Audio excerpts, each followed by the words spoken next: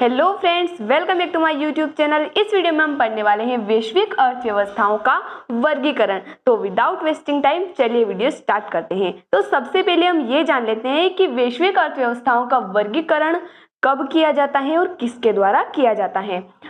तो प्रतिवर्ष जुलाई माह में विश्व बैंक द्वारा विश्व की अर्थव्यवस्थाओं का वर्गीकरण किया जाता है, जिसका आधार होता है प्रति व्यक्ति सकल राष्ट्रीय आय, यानी कि इस आधार पर विश्व की अर्थव्यवस्थाओं का वर्गीकरण किया जाता है। इसके बाद बात करते हैं वैश्विक अर्थव्यवस्था का वर्गीकरण 2020, यानी कि 2020 के अनुसार जो विश्व की अर्थव्यवस्थाएं हैं उनका वर्गीकरण किस प्रकार से किया गया है, तो देख लेते हैं।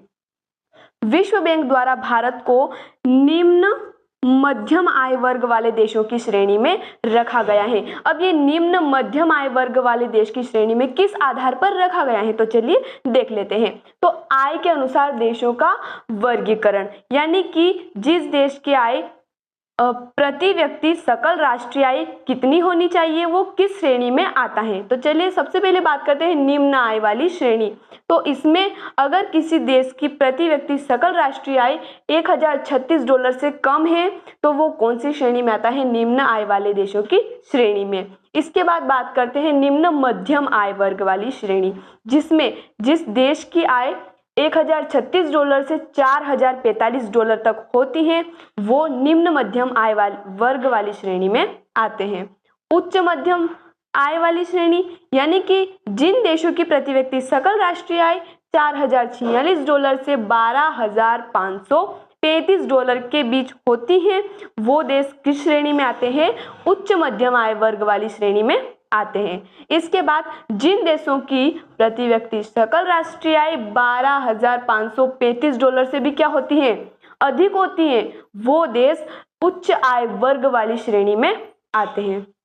इसके बाद हम बात कर लेते हैं विश्व की 10 शीर्ष अर्थव्यवस्थाएं, यानी कि जो प्रमुख अर्थव्यवस्थाएं हैं उनके बारे में हम बात कर लेते हैं। किस आधार पर बात कर रहे हैं हम, 2020 का वर्गीकरण जो हुआ है उस आधार पर हम बात कर रहे हैं। तो यहाँ पर जो जीडीपी दी हुई है वो है ट्रिलियन डॉलर में दी हुई है।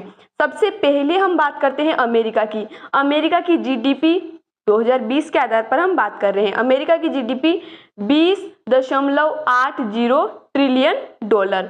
सेकेंड नंबर पे आता है चीन, जिसकी जीडीपी है $15.22 ट्रिलियन। तीसरे नंबर पे आता है जापान, जिसकी जीडीपी है $4.91 ट्रिलियन।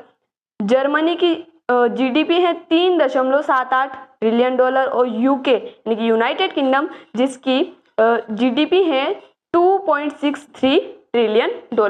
इसके बाद हम बात करते हैं भारत की।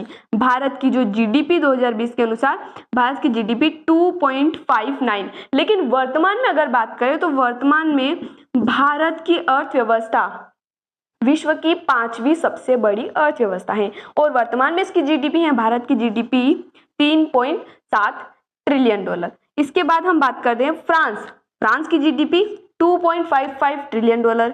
इटली की जीडीपी $1.84 ट्रिलियन। इसके बाद बात करते हैं कनाडा की जीडीपी $1.60 ट्रिलियन और लास्ट में आता है हमारा कोरिया, जिसकी जीडीपी $1.58 ट्रिलियन। तो आई होप गाइस आपको समझ आया होगा। अगर कोई डाउट हो तो आप कमेंट में पूछ सकते हैं। मिलते हैं अगले वीडियो में नए टॉपिक के साथ, तब तक के लिए धन्यवाद।